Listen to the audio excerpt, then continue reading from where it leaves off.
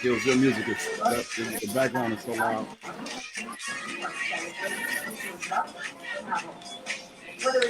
Okay, hold on 1 second. It's loud.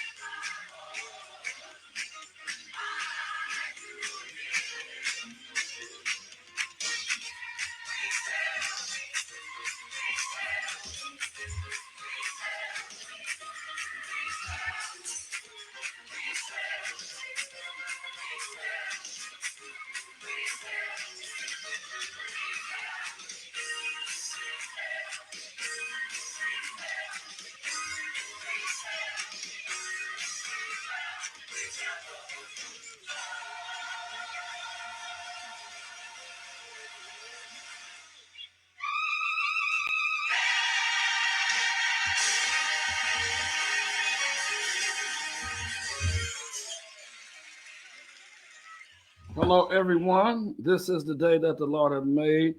We're going to rejoice and be glad in it. Come on and like and share. Like and share. Come on and like and share. Much better here. Like and share. I have two of my bosom buddies on here. And they are new pastors at new ministries. And that's what we're going to talk about tonight.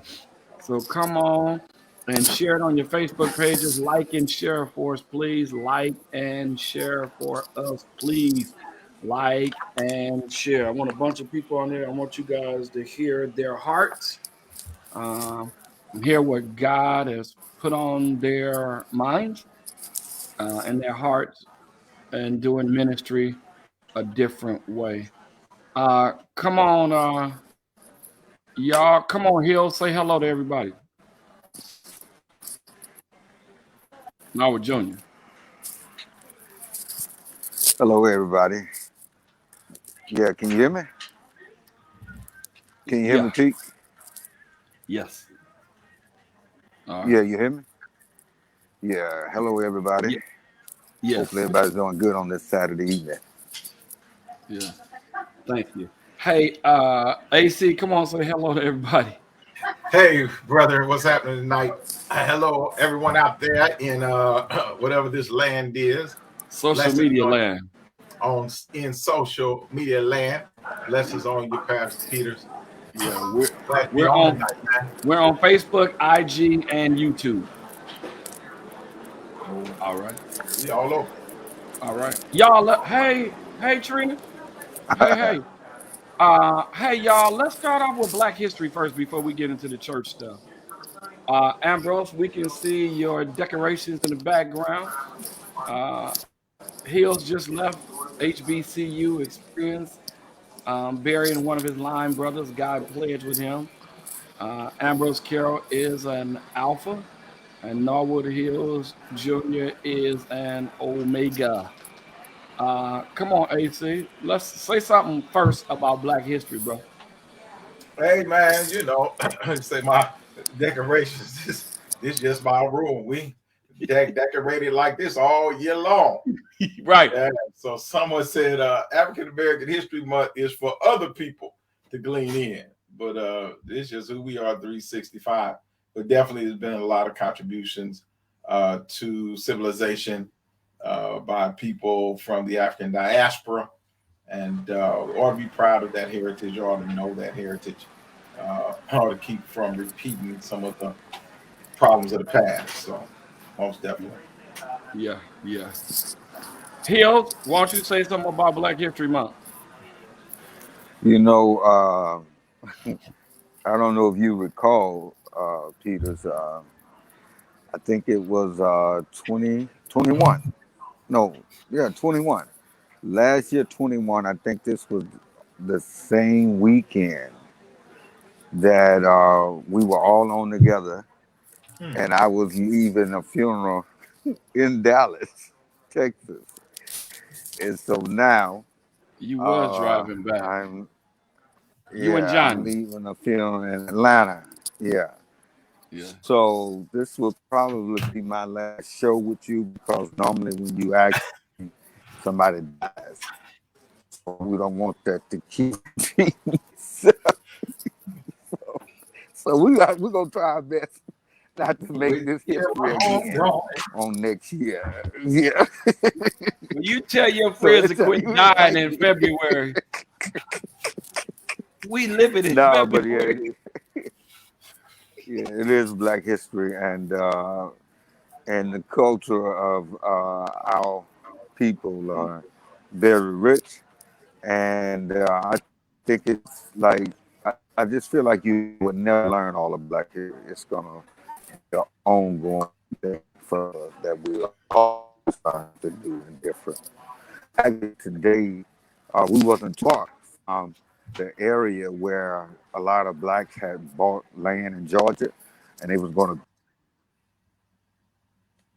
Well, y'all, he's in the airport in Atlanta, Georgia, on his way back home.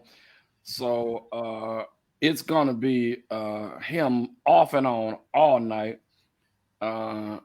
Maybe you need to go get an antenna and hold it up or something like that.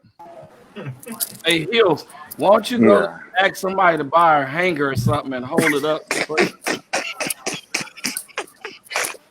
I thought it was. Get somewhere and sat down, dude, please. I am sitting down. I am Man, sitting down. Hills, maybe you should turn your settings, your Wi-Fi off and just Yeah, try I to. think that's what I'm gonna do. So if You it can't go get off one? again, I'm gonna turn it off. Well, you should turn it off because it's gonna go off again. You in cell Hold hell. on. Hold on. Yeah. Take off the internet and let it just pick up on its own. It'll be stronger. I do it every day. I'm trying to get them right. Facebook, AC. You guys have people on here that's saying hi over in the comments. Y'all y'all wave at them, click on them or something like that. I can't Hills. see the comments. Well, maybe turn your phone, landscape your phone.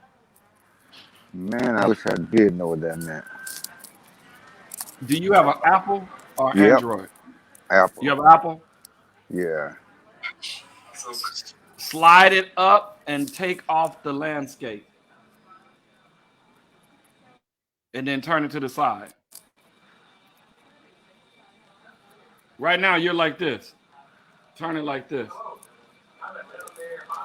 And then you'll be able to see the comments on the side.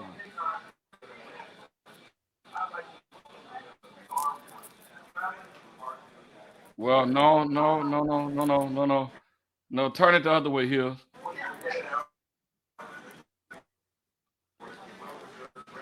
Hills, Oh, turn it back the other way. Hey, Reverend this Barber, way. we on here. Hold No, on, man. Oh, Martin. This way.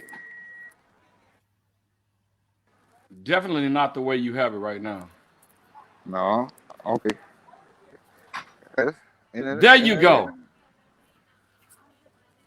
Am I all right now? Yeah, I teach you something.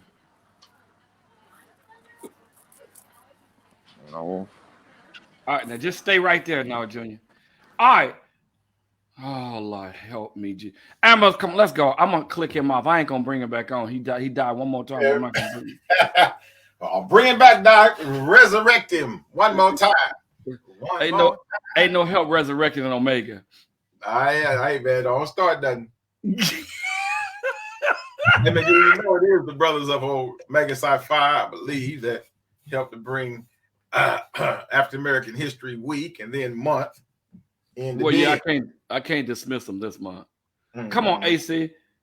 You all, Ambrose Carroll, my best friend in the whole wide world of 30-something years, 37 years, is the new pastor and the proud pastor of the Renewal Worship Center based in Oakland.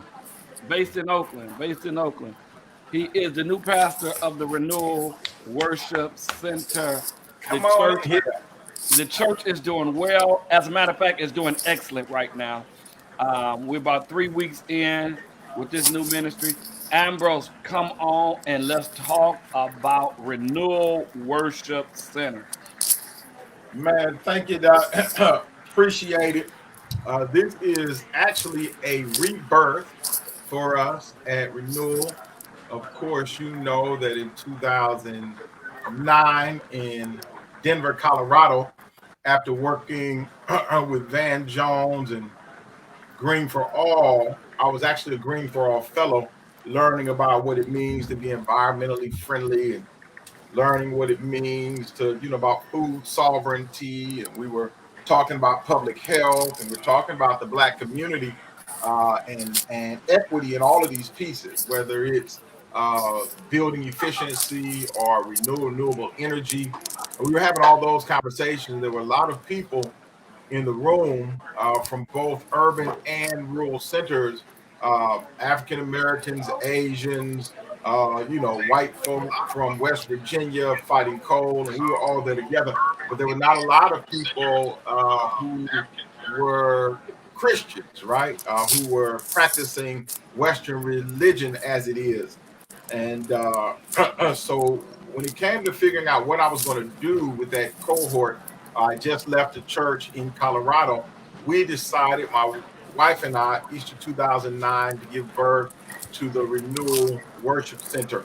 You all know how it is. I was in a foreign land, just left the church. I packed all of my things up on my way back to Louisiana to sit on a horse, right?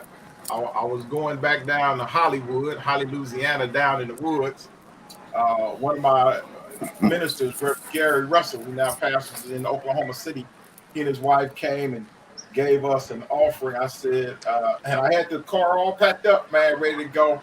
After we prayed together, stayed, closed the door, I said, all right, baby, look like we're going to have to stay in Colorado for a minute. She said, what you mean we got to stay in Colorado? We ain't got there ain't no jobs in Colorado. I said, yeah, I know, but I got a green meeting in the morning. The Lord told me I got to show up at that green meeting. Wife was like, I don't think they paying you for this green meeting, Reverend. but but we launched out then. I went to that meeting, became engulfed in what it meant. I really think that the environmental movement is one of the big tent movements of our day. I really liken it to the whole civil rights movement of the 1960s. It is a place where I think we have to pay a lot of attention because we only have one planet. And so, being that I stayed in Denver and we gave birth to this church that cares about people and planet, we wanted to be the first environmentally friendly Black church in an urban environment that was serious about what it means to care for the planet and the people. And so, we launched this ministry then in Denver. I had a good year and a half run before we came back to the Bay Area.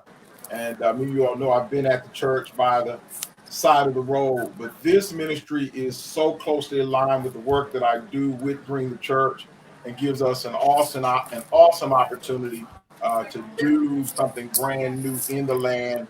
This ministry, even when we started it in '09, was we ended up in Grist magazine, ended up on CNN, just with this concept. And so we're proud of that, and we're bringing it home to Oakland, California, where I've been bred. And so, yeah, man, appreciate being on tonight to talk about. I know that God is always doing new things. Glad to be on with my friend and brother, Pastor Hills, and just excited about what God is doing. Cool. I'm coming back to you. Hills, while we got you, before you go into sell hell somewhere, come on and tell us. Hills got called to his home church, the church he preached his first sermon at on the second Sunday in April 1987. He preached his first sermon, and the Lord Jesus Christ called him into the privilege of the gospel ministry. Hills, tell us about being called. How does it feel being called to your home church where you preach your first sermon, church that you succeeded?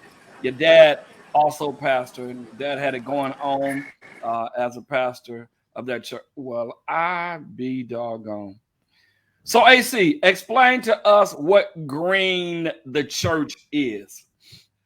All right. Glad you asked. Green the Church in and of itself. So we started Renewal Worship Center, and doing that as one church in the world is a good thing. But Green the Church set out to begin to chronicle and talk to other Black churches across the country in order to bring more to the party. I was at Green for All with a lot of people from community. Then I began to collaborate with a different organization. It's called Interfaith Power and Light. Mm-hmm. This is an organization that is already nationwide. People, whether you Baptist or Muslim or Hindu, so just a whole lot of different, faith communities, but not a lot of people of color, not a lot of Black folk. And so we decided that we had to, wake up the sleeping giant that is the Black church on this issue, because there has never been a successful social movement in this country without the tone and tenor of the Black church. So we talk about, making sure that the planet is healthy, making sure that the greedy aren't taking too much. It's still justice issues, man. We grew up in East Oakland. Granny Goose wasn't too far away from the house, man. I love the smell of Granny Goose in the morning. Yeah. But those toxins were killing us. Those toxins are a part of, why people are dealing with cancer in all of our communities. So we have to really stand up. So Green the Church, I like to say, is a repository. We tell stories about where the Black church is active in environmental movement, sustainability movement, who's got solar, who's doing food, who's fighting for public health. We don't want other people to tell our story.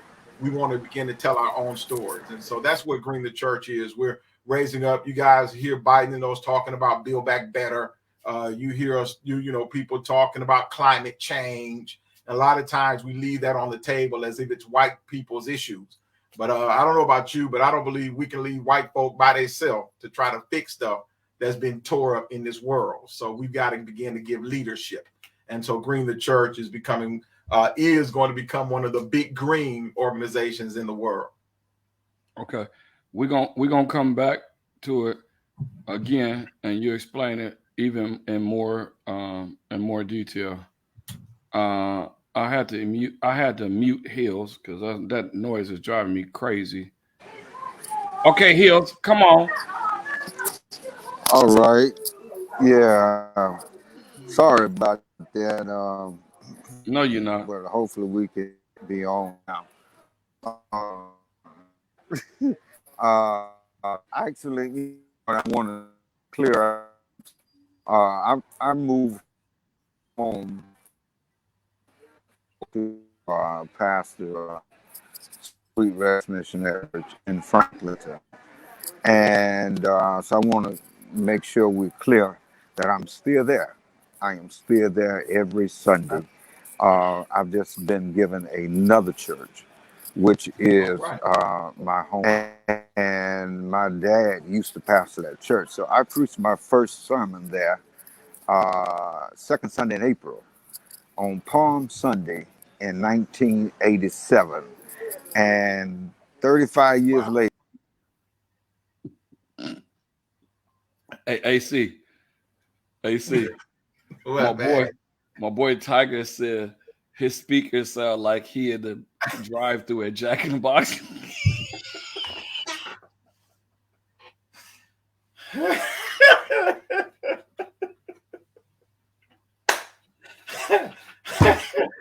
Tiger, at 1 o'clock in the morning.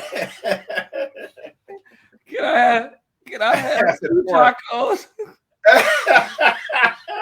and some egg rolls? Lord have mercy, man. Whoa, Tiger, boy, you crazy. Come on, AC. Let's talk more about bars as holler. Let's talk more about Green Church. How can now listen, you all. I am a come on, man. I am a networker in the Green for All organization. Right. I network pastors with Ambrose Carroll. And y'all, it's still, and this is my boy's business. He organizes, he and his family runs this will and this organization will. So there are some pastors on here, there are some preachers on here. How can someone get connected, learn really what Green for All is? Of course, you will come to their church. Of course, you will send them information, videos, and things of that nature. I've seen you do it. How can people be down?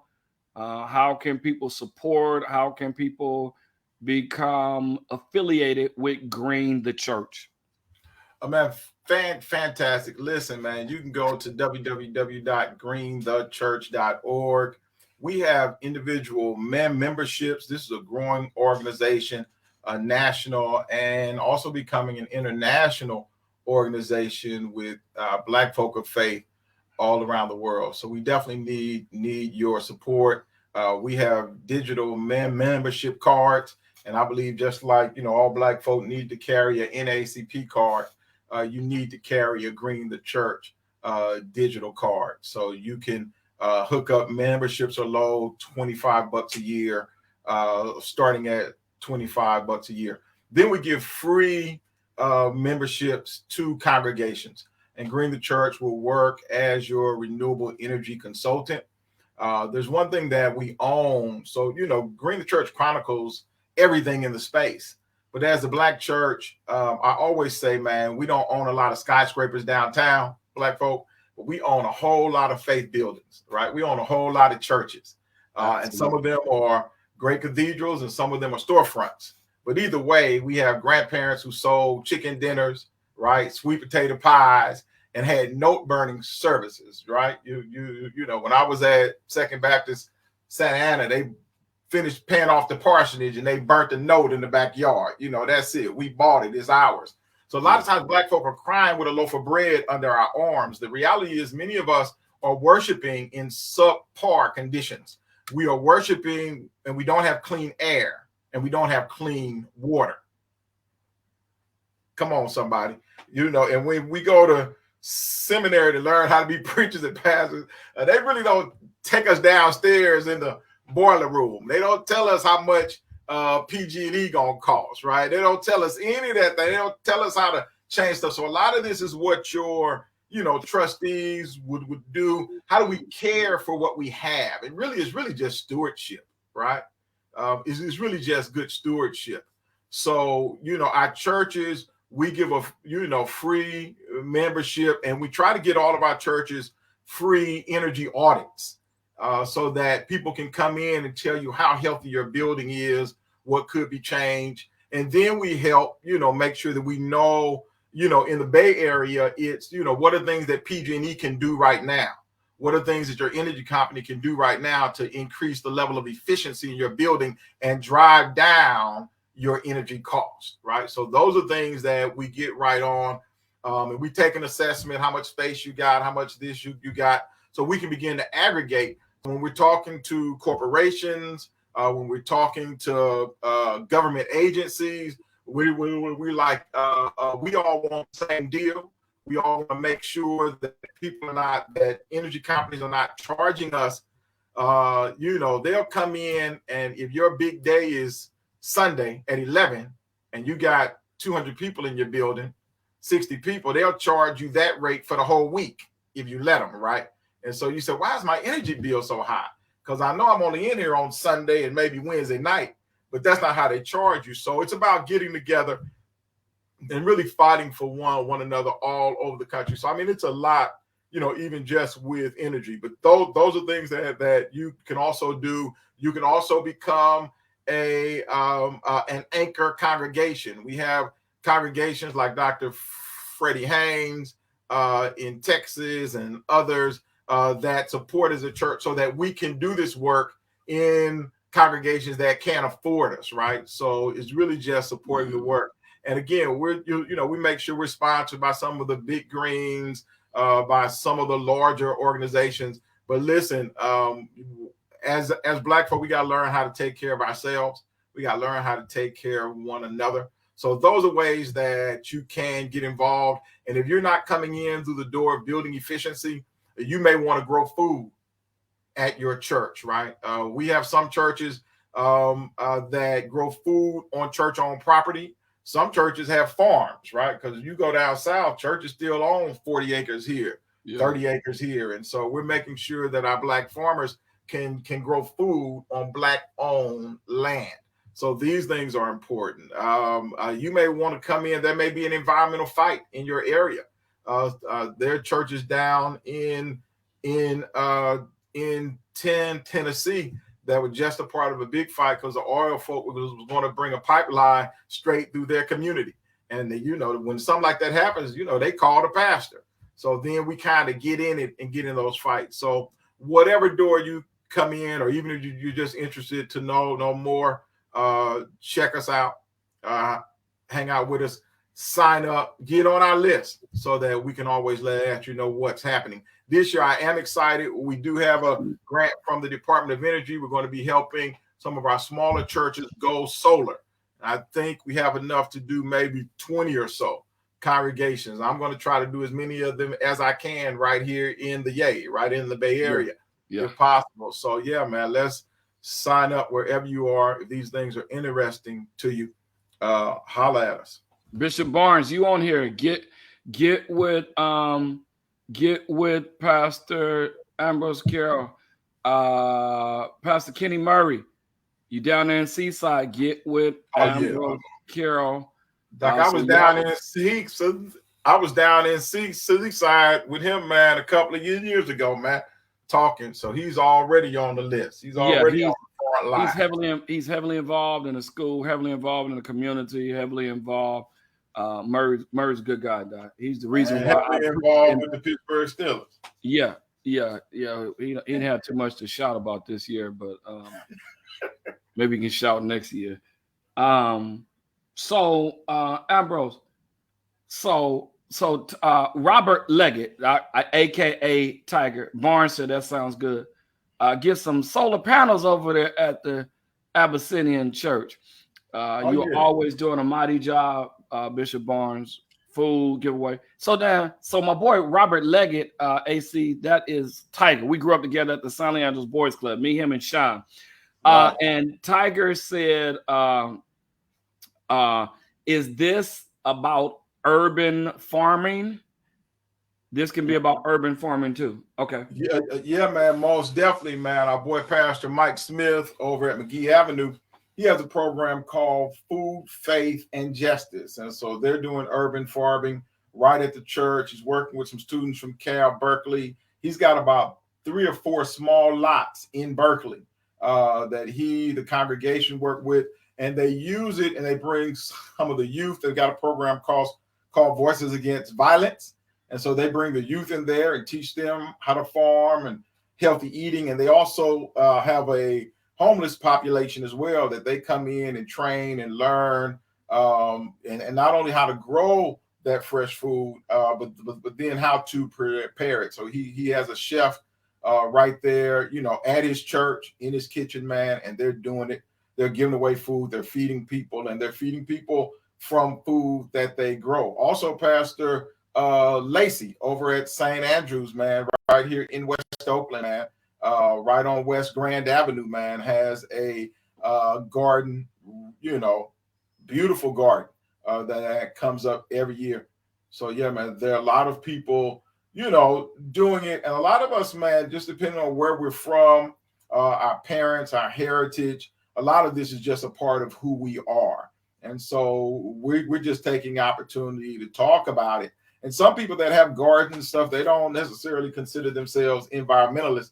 Environmentalism is not necessarily our word, right?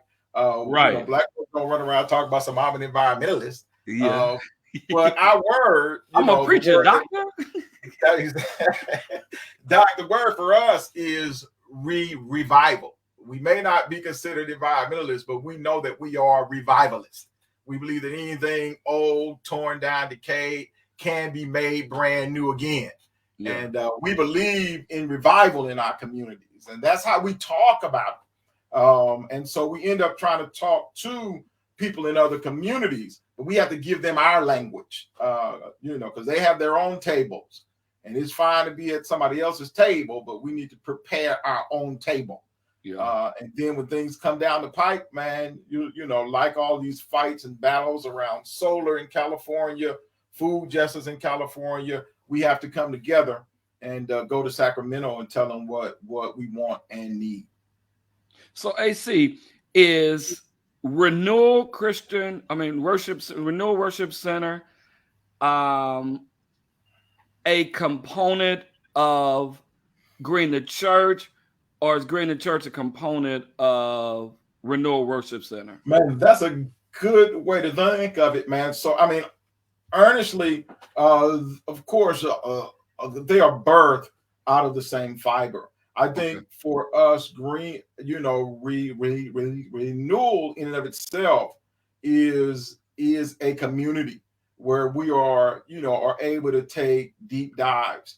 So, for us this year, we are asking all of our churches to have a green team at their church. Okay. So that we can begin to teach it. We can talk about it in terms of Bible.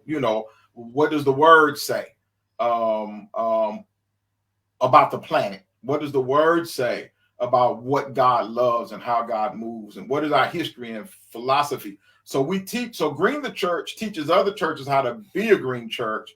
Renewal is a green church from its beginnings. And so, so that's kind of how they work.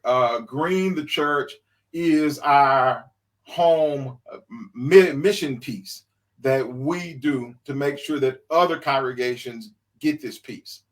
But renewal is a church in and of itself, where communities are coming together, man. We just had our first outing this morning. We went out to the Oakland Museum of California, man, looking at Afro futurism, man, just bringing the community together, bringing the young people together, talking about science and art and those type of things. As a church, right, we'll make sure that we take trips to Yosemite. We'll do some camping. We'll get our kids outside. As a church, we look at the Bible, and we'll talk about why some of our music says, you know, this world ain't my home, right? And we'll talk about, you know, God giving us our first command to till the soil, to put our hands in the soil, to be a part of the planet. So these are things that we do internally, and Green the Church gives us an external way to bring churches all across the nation in on this theme. So AC, when a person says Green the Church, what makes up Green the Church? How many components? What is considered green? Yeah. That's good, Doc. So I'm doing pretty good tonight, huh? Doc, you working, man. I've got about 7 components. Our 3 pillars center around what we call, so first of all, we amplify green liberation theology, right? Okay. So, you know, as the African American church, a church born in the midst of struggle, right? A church born, you know, in the South, right? Out in the Bresh Harbor, born in a place where slaves were able to gather. You know, they'd have church with the white folk in the daytime. They say, yes, sir. And whatever version of the Bible they got, they said, okay.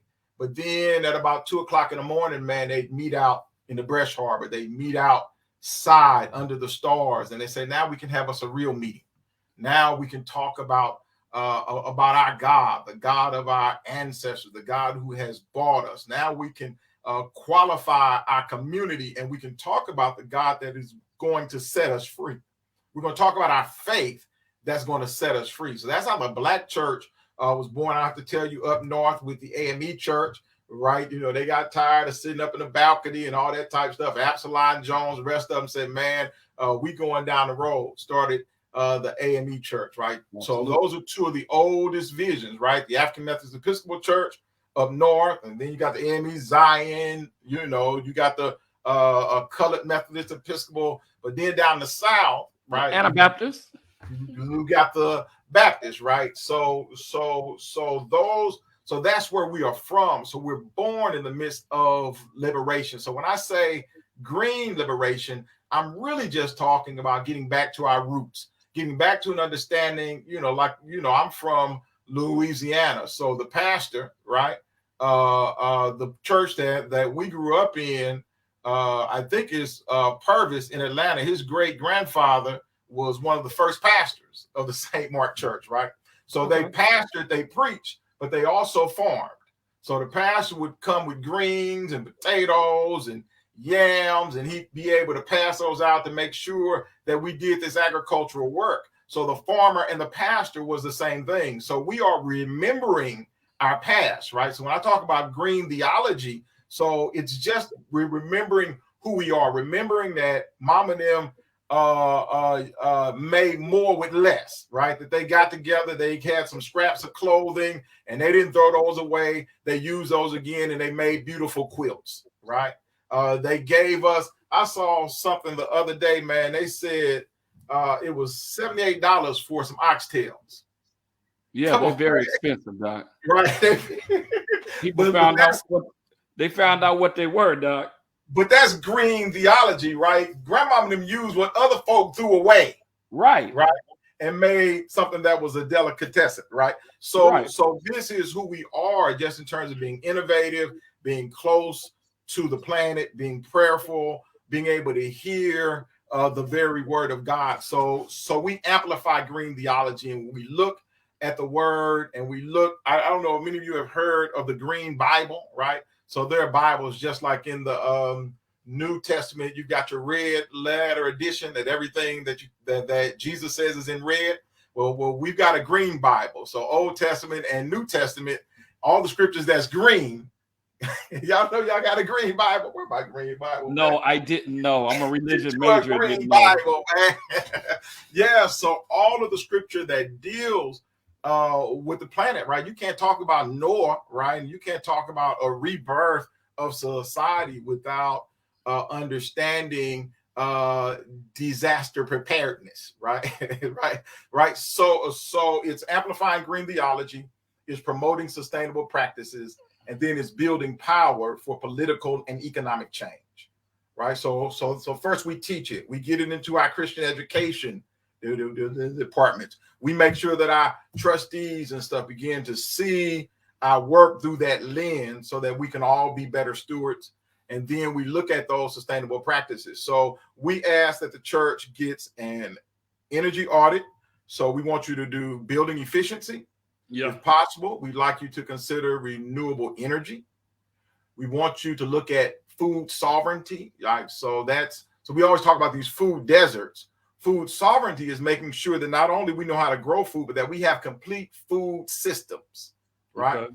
Other people in other communities, they just don't eat food. They have food systems, which is why if you go to a soul food restaurant, the price is high because we got to buy so we don't buy the meat and the rice wholesale. We buy it from the same place that you buy it from. So we got to charge you more. Right. And the Asians are able to pay less. I saw a video one day, man. They were showing Chinatown, and it was a big truck that came through, and they were taking these pigs that had been cut open, and they was taking them off of this truck and taking them into the restaurant. And people are like, man, that's nasty, man. They got that food. They don't know where they got that from. But see, the Asians have their own farms, so they're not paying $78 for ham hocks, right?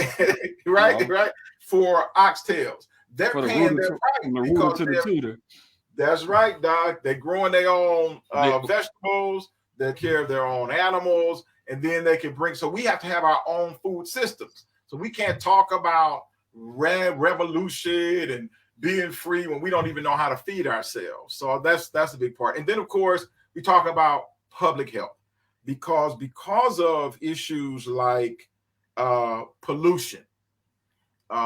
Issues. So I'm in West Oakland, man, and you got planes, trains, cars, you had planes, trains, and automobiles coming through here on a daily basis. And so the levels of pollution is high. So there's a lot of asthma, right? So my son suffers with asthma.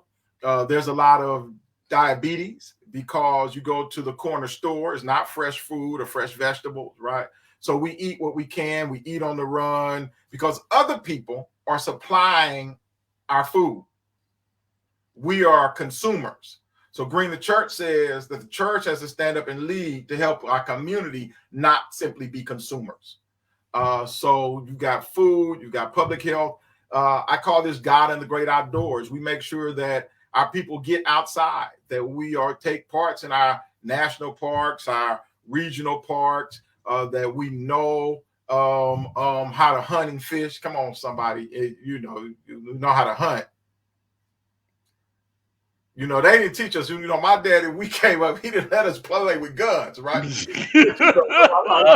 teach people how to hunt and fish. Come on, somebody, say, man. Hey, AC. Yeah. One night, we used to shoot my daddy's gun. Right. You had daddy stood behind you, and his hands was over your hands. So when you shot one time, daddy big hands could hold you from falling back. That's good. While it That's kicked. good. Yeah. That's good. Yeah. I mean, we love to fish. We've been fishing for a long time, Doc. That's right. We've been fishing.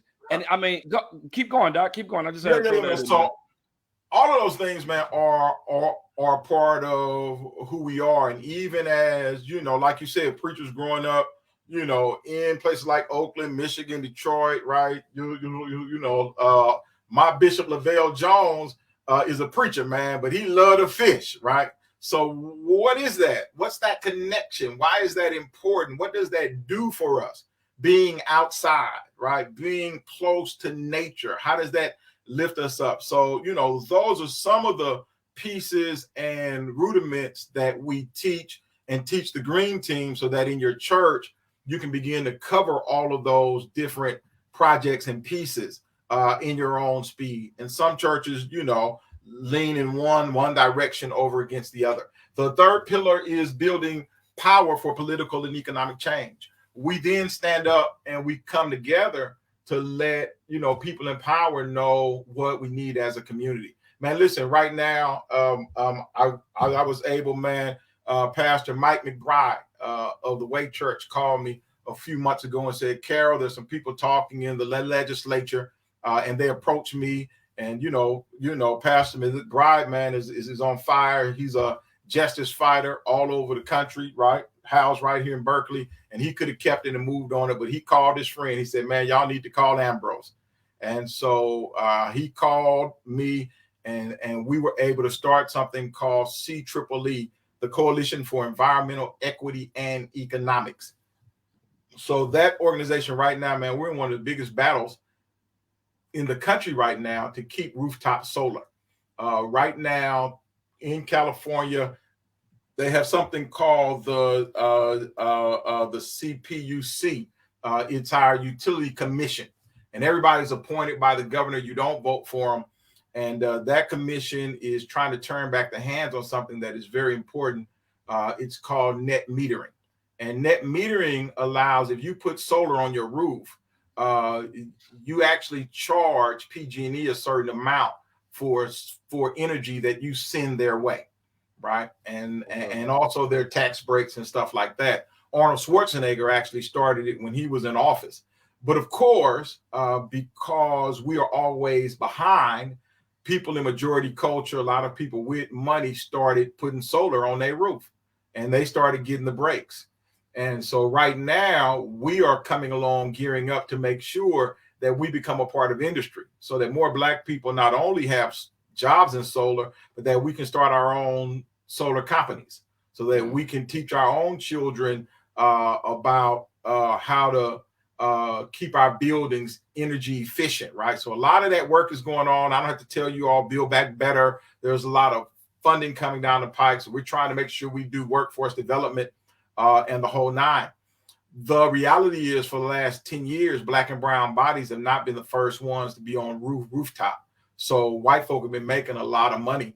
But what the utility is doing right now is something that is, I think, egregious, man. They are saying that Black folk are mad because white folk got solar, and if white folk got solar on their roof, then Black folk got to pay more for PG&E in order to kind of keep the grid going.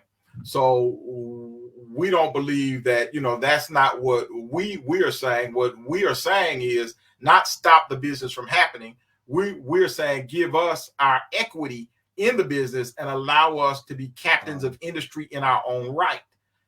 And so we're standing up against that. We're talking about that all over California because we're trying to make sure that the governor, who we just, you know, helped to get reinstated, beat it back his thing. But right now, man, we're working with Bishop Macklin, man, at Glad Tidings, and he has vision. I don't have to tell you all, Bishop Macklin is a man of vision. I mean, you know, they're sitting on, I don't know, 4 or 5 acres, if not more, over there in South Hayward. More. And they have, and they're not just sitting on it.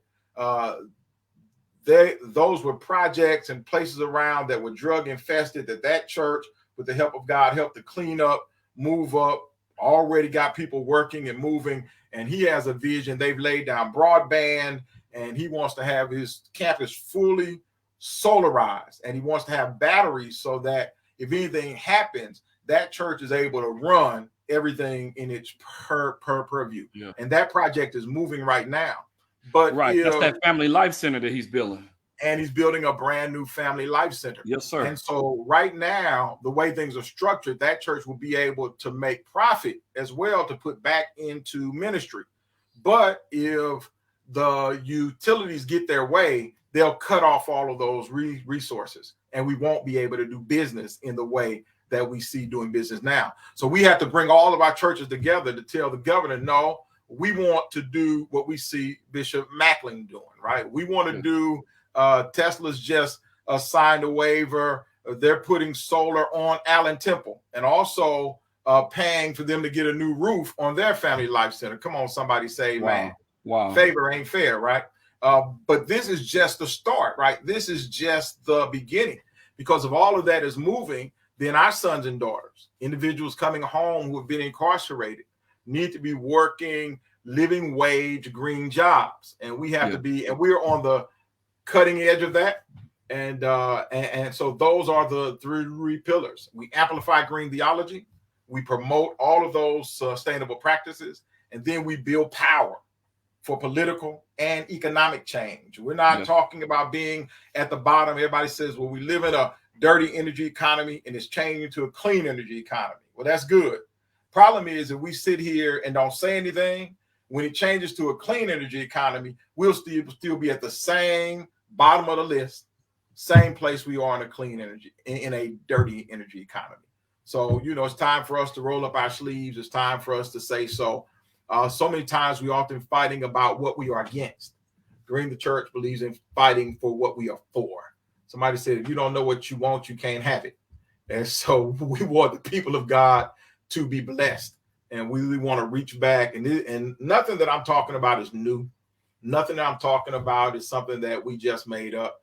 This is just talking about who we are, who we always have been, in a way that other people who are friends, who can be friends and compatriots, can understand. Yeah. How, where do you think the world will be in the next 5 years? Well, I mean, that's a heavy question. I'll start like this. My friend, Dr. Gerald Durley, who pastored Providence Baptist Church in Atlanta for many years, man. Durley was talking. He said he has some friends calling.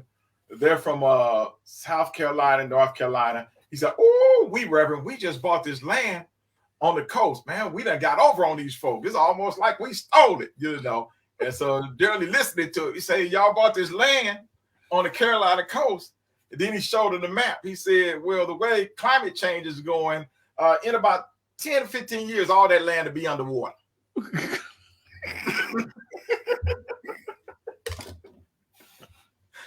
Sea level rise is real, man. Dude, and I know he said it because I know Dudley. Yeah, man. Dudley died. It's real, man. So even in places like Miami, like the infrastructure right now, man, I'll tell you all about New Orleans. The infrastructure, if we don't pay attention to what's happening, we are actually trying to fight God, man. And you can't, sea level rise is happening. So all our coastal areas, even here in the Bay Area, right? When we look at, we're talking about the port in West Oakland, man, 5-10 years, things are going to be different. Listen, man, there's fires going on in Orange County right now.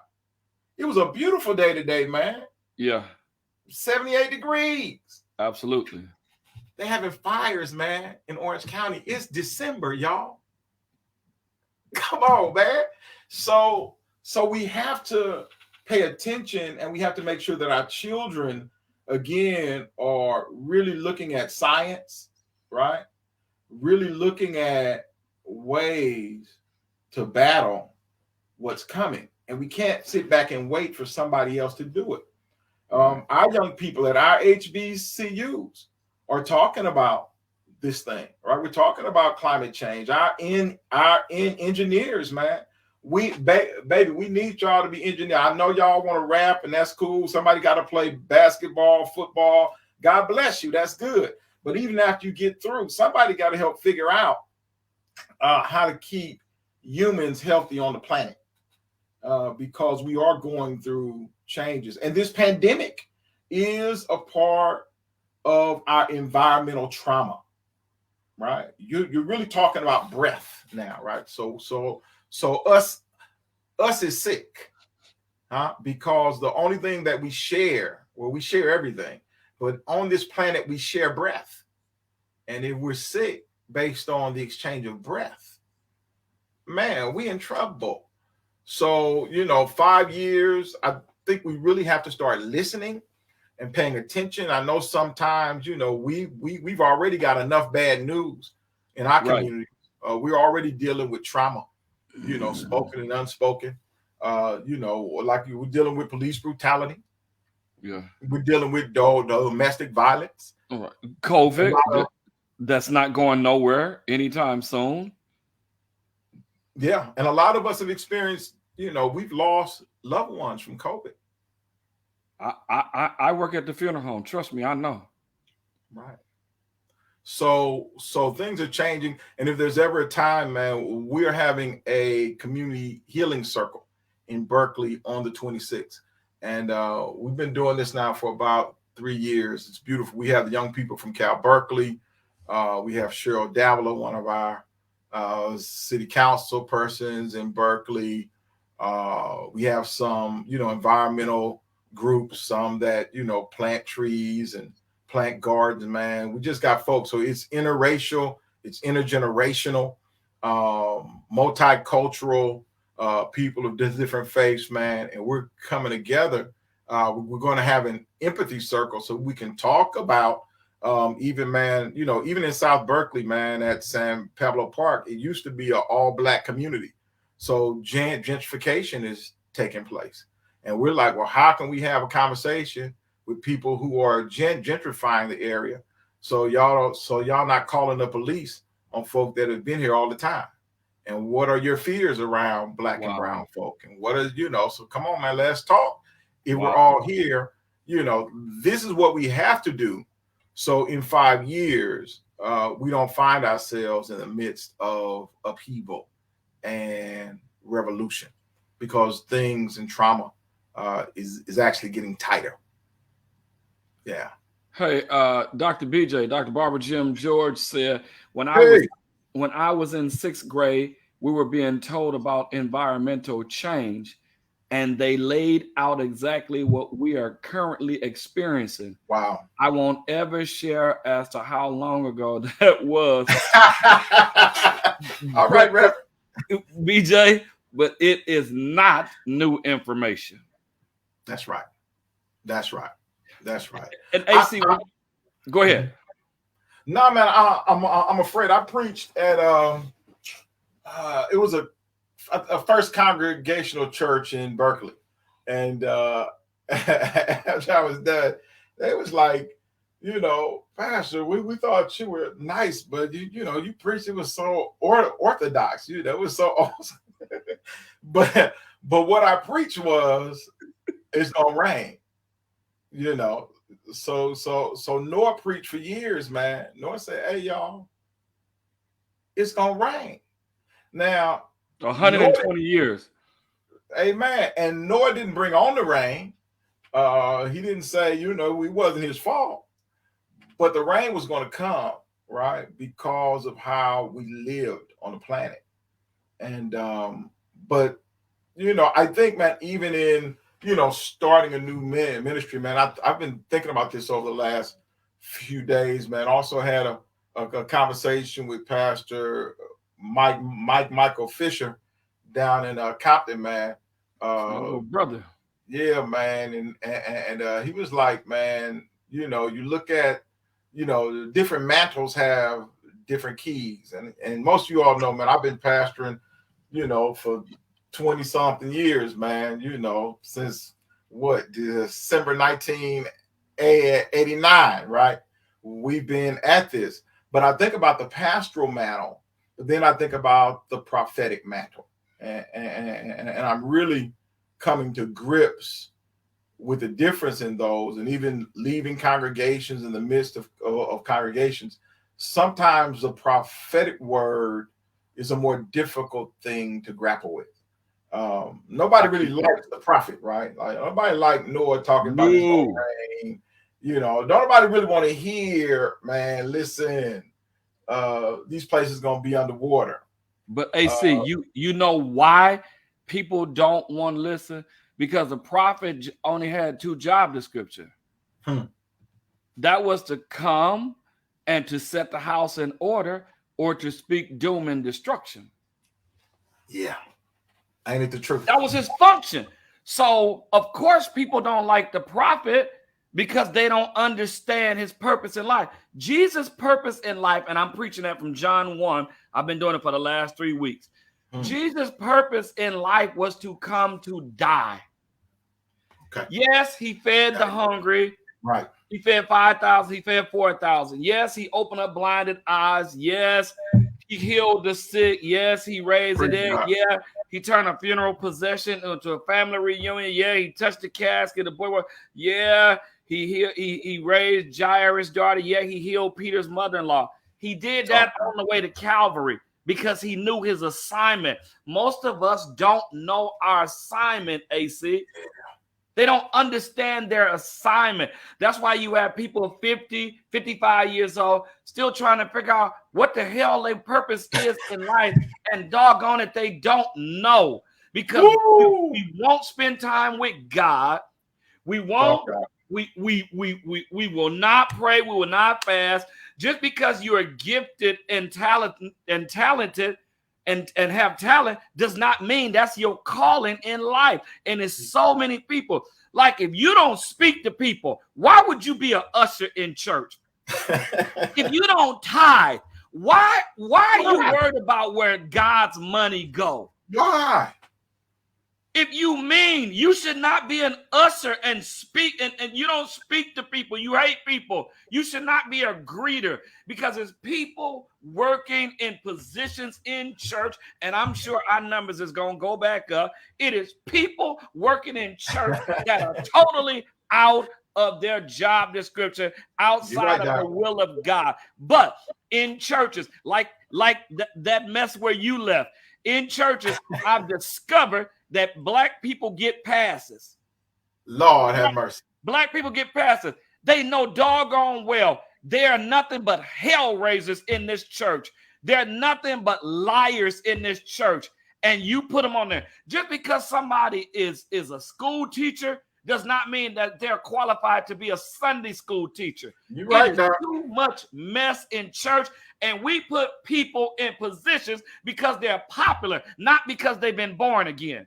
Because some of the stuff that go on in our church, you can tell a Negro ain't been born again. Because when you've been born again, you know how to control your tongue, you know how to turn your cheek, you know how to be patient with others. It's too many people in church working outside the will of God of their life, and it's people, and I blame half of it. Thank you, Ivy. I blame half of it on the Negroes in the church. I blame it on there because we let people get passes. We let people get passes, and it's wrong in the church. I can see a Negro getting a pass in the community. I can see it, but I can't see it. But I can't see when we're in church, we're supposed to do things God way. God way. It's crazy.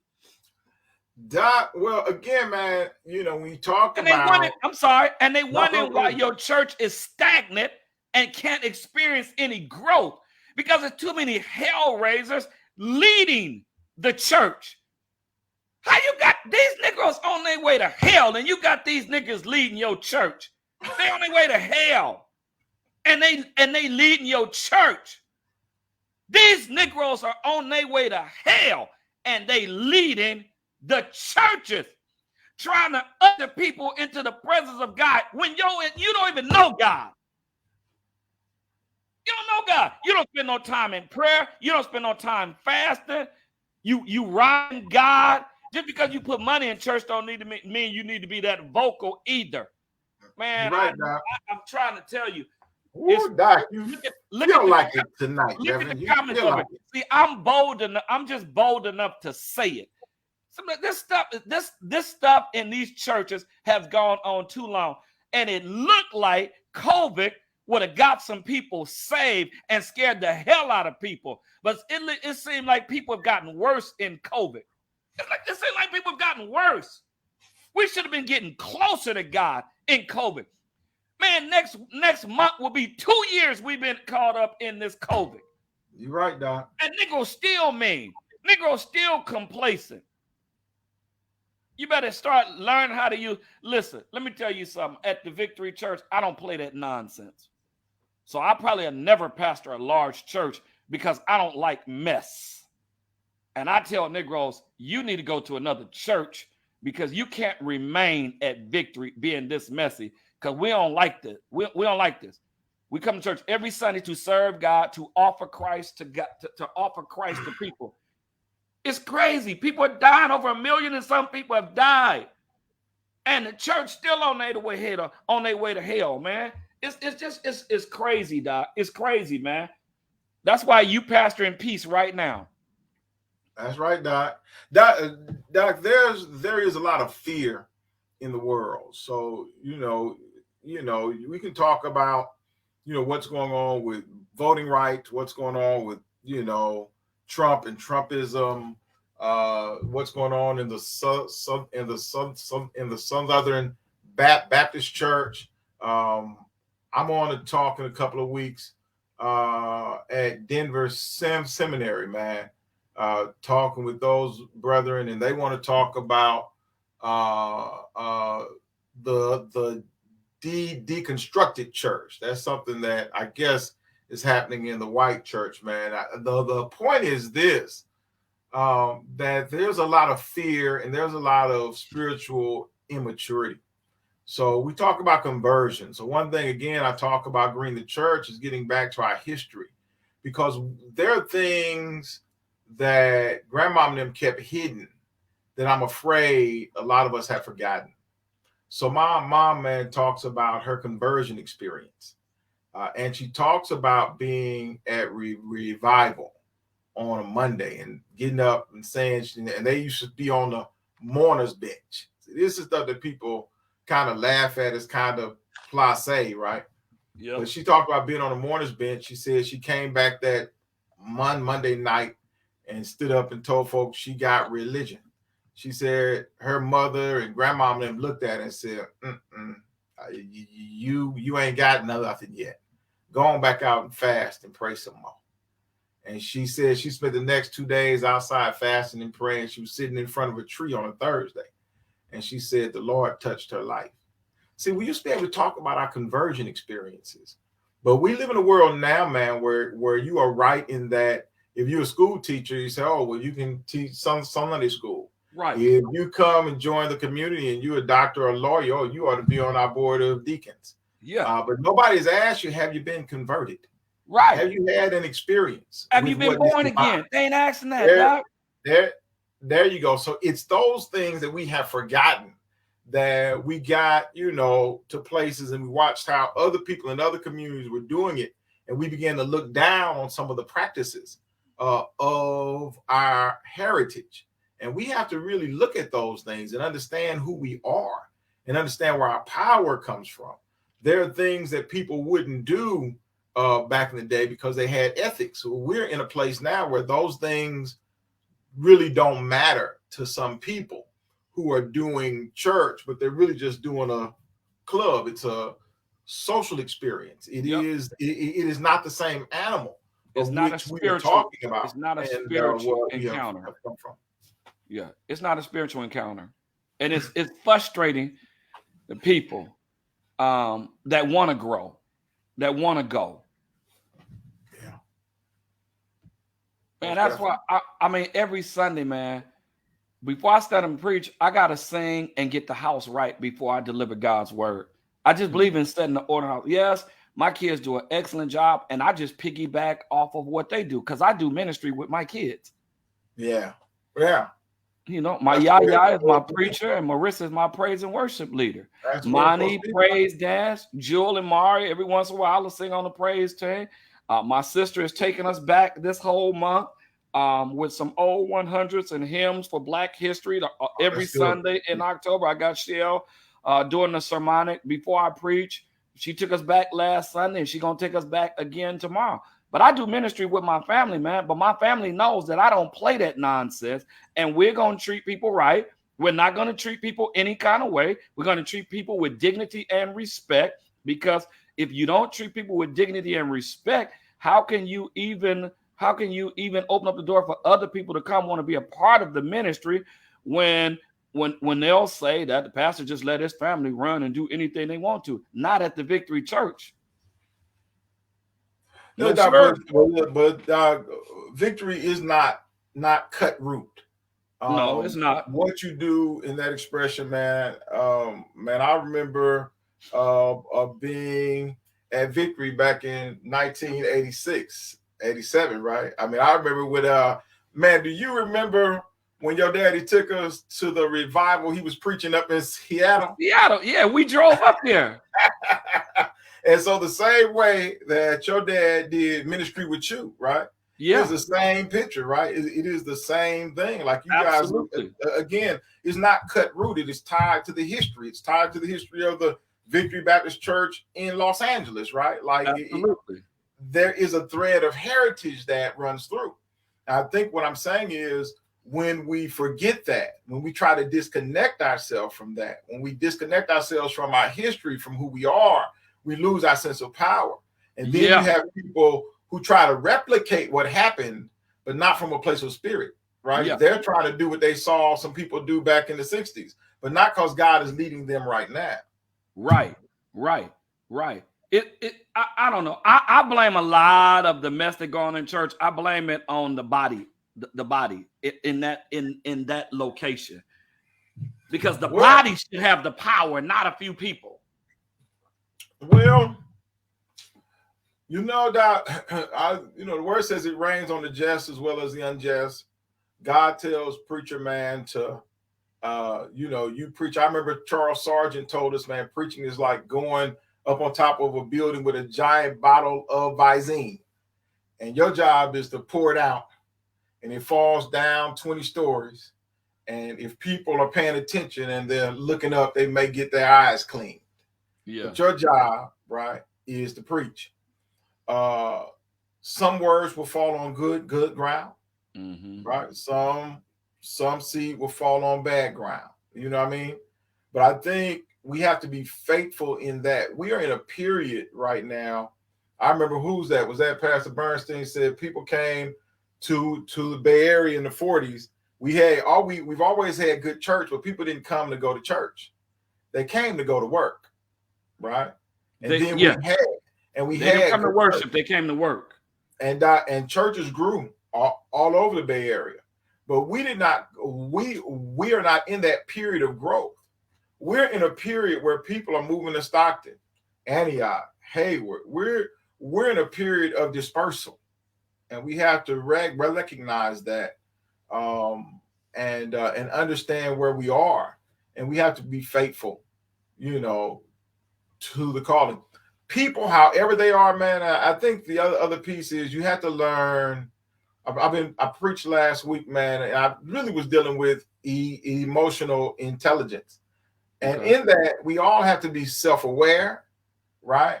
We have to be self-regulated. We got to have some self-control. We got to be properly motivated to do whatever it is God is calling us to do. But then fourth and finally, all those are internal, but the last one is external. We have to have empathy for other people. Okay. So people are, our people, man, suffer a lot of trauma.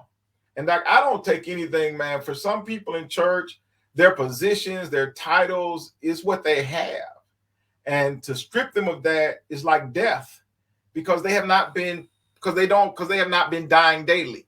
We have people in church leading that are still afraid of death, and they don't know how to let go. Is that their fault? Perhaps not totally, right? And you can blame the body, but there's always been a pastor around somewhere. There always been preachers around, and sometimes preachers are preachers for hire, right? Some of us will do whatever the few people tell us, as long as we getting paid. You know what I mean? So then people don't get taught, and so they don't know how to stand up. They don't know because they have not had spiritual development as their primary reason for being at church. People go to church for a whole lot of reasons. And so all of our churches are not made equally. All of our people have not gotten the same lessons. And so I've learned, man, over the years, Doc, and Doc, I've been kicked out of a lot of places. Kicked out, fired, asked to leave. Come on, man. In fact, Doc, I think I'm going to write a book, Doc. It's going to be called Kicked Out. A preacher testifies. Well, But I think all vacant churches should read it. I think every pastor and every leader should read it. I think all hellraisers should read it. Amen. Doc, at the bottom it should, Reverend, let me do your forewords for you so I can say this book is for all hellraisers and all churches across the country. There's a few churches I want to hand them in, Doc. Hear the words from a veteran and a well-seasoned veteran. A champion. And a well-seasoned veteran. Amen. No, I think that's a good book, AC. Yeah, Doc. Because the crazy thing is, I know you. Sure. Sometimes I know you. Right. And both of your brothers is on here. But I know you too. I know you. Bruce and Ben, that may be your little brother, but that's my best friend. I know him well. Yeah. For 37 years, we have been boys. 37 years. In September 1984. 37 years, we've been boys. We've been boys. We are PKs. Our father, my dad only pastored one church. Ambrose daddy pastored all over the country. My mama wasn't doing all that. D. Lois. No, Lord. D. Lois wasn't gonna be traveling all over the country. Bless Mama Carroll, so we love Mama Carroll. Yeah, Doc. Yeah. So, Doc, I think a lot of it has to do with in California, but it's not California, Doc. It's people. It's hellraisers all over the nation because you pastored in Denver, and I never liked that place when I went there. I like Randolph West, and what's the guy name over there across the street from the Potter's house, Jones? Yeah. I like them too. Yeah. Oh yeah, man. That's some good cats. I like Renewal, but I didn't like that. I didn't like that old church that you pastored. I'm not going to even say the name of it. They got to look it up on your bio to find. I never felt God in that place. Lord have mercy. And I like your first church. God was there. Now your last two churches was Ichabod. The glory of the Lord had departed. God didn't even show up. Well, you gotta be sharing yourself. Bruce and Ben, y'all know in the office in Denver, y'all know what I said. See, Bruce and Ben over here comment. Y'all know what I said in that office when we was in Denver. When we got back to the house, y'all know what I said. Yeah, AC, don't unpack your bags. Don't unpack all your bags. See, they over here laughing because they know I'm telling the truth. I'm telling you. It wasn't Daddy always many told days. Boy, don't unpack all your bags, boy. Huh? Yeah, no.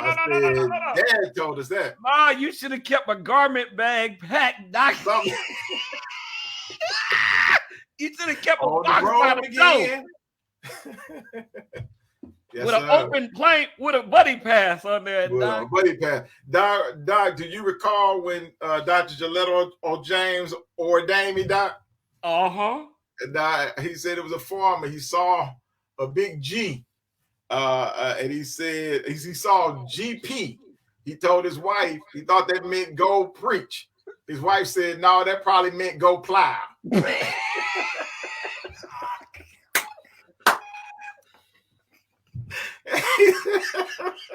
Katrina. And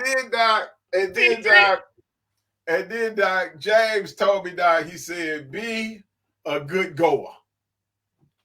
Be a good goer. Mm-hmm. Go where you feel like it, go where you don't, but be a good goer. And that was an interesting word because I planned to be still. I was like big L, dog. I wasn't going all the places. I didn't like that place called Denver. I ran revival up there. By Thursday, I was asking God, could I have my voice back? Man, The air is so thin up there. You did good up there, boy.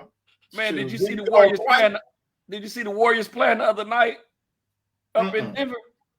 Doc, they was bent all over. That air was so thin. They couldn't last. They couldn't last. They better get ready. Get ready. Let's talk about renewal, because we've been on an hour and 25 minutes. Let's talk about renewal, where people can follow you. I don't know if you want to give a vision statement, a mission statement, what your goals are for the next 2-3 years with renewal. Come on and share. Kat said we a mess. That's me. That ain't your husband, sis. That's me. That's right, boy. Tell him. This all me tonight. Yeah, man. So Doc, you all can check us out at www.renewalworship.org, renewalworship.org. And, our scripture base comes from Psalms 51, man, 10-12. Creating me a clean heart, O God, and renew a right spirit within me. Cast me not away from thy presence, and take not thy Holy Spirit from me. Restore unto me the joy of thy salvation, and uphold me with a free spirit. Man, a big part of what we're doing, man, centers around wellness. So we talk about, wellness of the planet. We also talk about wellness of the people, man. And people have undergone a lot of trauma. And my wife Patricia is a therapist, man. And when we came together on this, it's really about having a safe space where people can be nurtured and known. And so we're serious, man, about every third Sunday, man, we're doing a moment in wellness. And I had my brother Andre Amos come in, man, from Damn Sports, man, and talk to us about our physical health. So It's all about mind, body, and soul. We believe in therapy, right? So we are also bucking up to make sure, coming through this, man, me and Katrisa recognize that if it had not been for the Lord on our side, where would we be? If it had not been for God giving us friends, right, and individuals who we can talk to through these difficult times, we would not have made it. So we're starting a piece called Clergy Counseling, where we are, counseling pastors and pastors' wives, right? Because a lot of times the people who are taking care of other people are not necessarily having people who take care of them. We grew up in a time, man, where we had fathers in ministry, man, where we had mothers in ministry or what have you. But people are growing up today cutthroat, and we don't have those places to talk about things to people. I don't have to tell you, man, there was a time where we used to talk about Black people didn't commit suicide. Not no more. Last, few months, man, where we had Miss USA. They say took her own life. The son of Regina the King, right? People are breaking under the weight of COVID-19. Man, my next door neighbor, man, we were trying to get through the pandemic together, man. Yeah. And he left here. Do you understand me what I'm saying? Yeah. So we have to learn how to be there for one another and understand that God gives us, sometimes we like, well, just pray and it's going to be all right. But God has given some of us training and the ability to help people break through some of these issues. And so we're offering this clergy counseling where we're, number one, going to be taking care of clergy, but secondly, as clergy doing counseling, because there are some people who can't get to a therapist, may not be comfortable with the therapist, but want to talk to a pastor. And so we're training pastors how to be more therapeutic in their approach. We want to make sure that pastors have more tools in their toolbox to take care of the people of God. So at Renewal, man, we are, always going to be doing small groups. We're going to be doing small groups for single mothers. We're going to be doing small groups for men. And we're taking them through, not, of course, leaning on Bible and leaning on the word, but we're having some real conversations, right? And I think that's a big part of what we do. Our vision at Renewal Worship Center, we exist to reach individuals from every culture, teach them spiritual habits that they might worship God while linking together to positively impact the earth for the good of all. And this is the part I was talking about here. It's our mission to be a holistic wellness ministry, aiding individuals to be their best selves, focusing on spiritual, emotional, and physical care. So these are some of the things that we're doing. The week before Easter, man, we're going to be down at Lake Merritt having a wellness day, and we'll do an Easter egg hunt and stuff like that. But we're going to have people hitting the lake. We're going to be doing some exercises. Kids are going to be having fun. We're going to serve healthy food, right? And so we're really looking at those things. Healthy. Looking at some alternatives, right? So when we first start talking, we love ribs and all that type of stuff, but we got to learn how to do some things differently. We got to learn to be like Marty Peters, right? And lose about 40 pounds. You know what I mean? No, 75, doctor. Lord have mercy. I've 75, lost 70. man. That's a whole person. I lost 80, but I found 5. Wow. Yeah, them that's 5 a blessing, man. Them 5 wasn't too far. Yeah. That's the story, though, man. That's AC. That's what it's all about. That's Green Church, man. AC, I work out 4 days a week, and I have not eaten beef in a steak, prime rib, sirloin, right. Houston's Hawaiian. I have not eaten any of that stuff in 4 years, and I have not drank a soda in 3 years. Man, Lord have mercy. Doc, how'd you, again, man, so when we talk about, sometimes when I start talking about greening the church and renewal and people like, I don't really get it, I don't know what it is. But Doc, as pastors, we all do it because we all lead, and some of us have different areas of giftedness. And Doc, God has gifted you, man. That's not everybody's story. And there are people who want to understand, because your spirituality ought to help you, right? I say you got all this power, right? So where is that power being manifest? Do you know how many people, Doc, are praying to God every day to lose 2 pounds? Yeah, you got to be serious, though. But see, man, this is the thing, though. My men, and my bike is right behind me. My men, there's my bike right there. I ride that bike 4 days a week. I wear that sweat vest, too. My man bought me my bike for Christmas. Oh, man, at least 9 years ago. I recall. I was talking to JoJo on the organ, and Big Lonnie was on the drums, and they had me distracted. And while they had my back turned, they brought the bike in behind me. And when I turned around, I was like, "Oh, y'all dirty," because I'd had my heart attack after that, and my man loved me so much that they went and bought me a bike. Said, "Pastor, we want you around for a long time." Now I sat there and looked at that bike for about 2 or 3 years before I even got on it. Yeah. For 9 months straight, I did the lake every day. You even went with me a couple of times. You kept making me stop because you had bad knees. You kept having to put your knee brace up, so I didn't want to work out with you no more. It was my time. Hey, man, I just had an operation too, man. I'll be back. Okay, well, good. We can walk without you pulling up your knee brace and all that other stuff and screwing your other leg back up. That's dirty. Boy, you just went way, way back. Yeah, me and Patrick Murphy and Jimmy Hooker, huh? Oh my God. So, but yeah, Doc, you just got to be serious, Doc. One day I woke up like, you know what? I'm tired of being fat. I'm tired of taking all this medication. I'm a diabetic. I have sleep apnea. I have high cholesterol. I have high blood pressure. I'm tired of taking all this medicine. I really am. I'm really right, Bruce. I really am tired of being big. So like I went from 300. I'm right now 225. I'm 25 pounds away from 100. When I lose these 25 pounds, I'm going to write a book. Let's do it, man. Because I would have been down.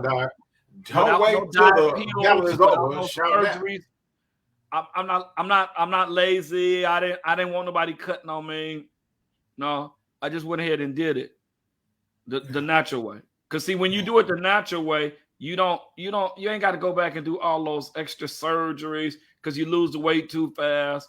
My mom's biggest fear for me was, well, if you start losing your weight like that, your face is gonna shrink in and you're not gonna look the same. My brother told me, yeah, you done lost all that weight. You look like a healthy crackhead. That's about you. I'm not going. I promise you, I'm not going. I can't Doc, stand he sure my said it, brother. Doc, he sure said it. You know he said it. He said it. He said it on the picture on a Sunday after he done heard the word. I be trying to get my brother saved every He Sunday. said a healthy crackhead. He won't come to the altar and give his life to the Lord. Man, stop, man. He just sit there. But no, I'm dead serious, though, Doc. You got to make up in your mind. And Doc, I don't have fat. Look at my arm. I don't have fat just hanging down from my arm. Yeah, I'm fat. And I'm starting to curl and lift some weights now, along with my riding the bike to tone it up. But when you do it natural, it goes away natural. Your body is not set up for you to lose 100 pounds in 1 month. Our bodies is not set up like that. And I don't have anything against anybody who has got a little help. I didn't get a little help. I turned away from the table and I start exercising every day. I can work out for 30 minutes on my bike. I can do 11, 12, 13 miles, and I can kill almost 600 calories. So you got Doc, that's discipline, Doc.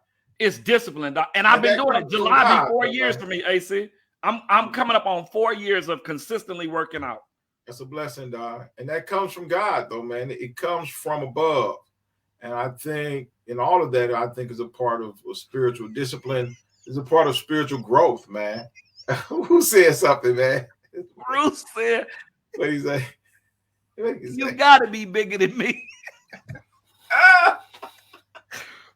I weighed 225 pounds. I went from 300 and I am 225. I lost 80 pounds. I gained 5 back. But I worked out 4 days a week. I work out 4 days a week. And I have vowed. Trina on it right now. I told Trina, I have vowed that I am going to start eating better. I made a vow.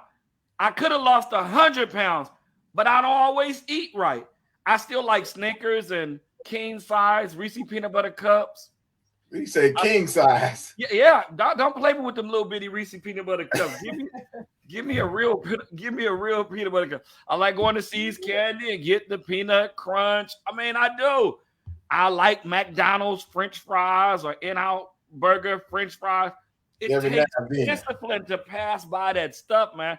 And I don't, as Reverend Lonnie Love told Gina on Martin, sometimes Satan wins. Satan, you won this one. I'm giving you a Mason cheeseburger and some blueberry cheesecake. I said blueberry. Lord have mercy. And I don't want no regular slice. I want a specialty slice, Doc. No, I understand. Yeah. But no, it takes discipline.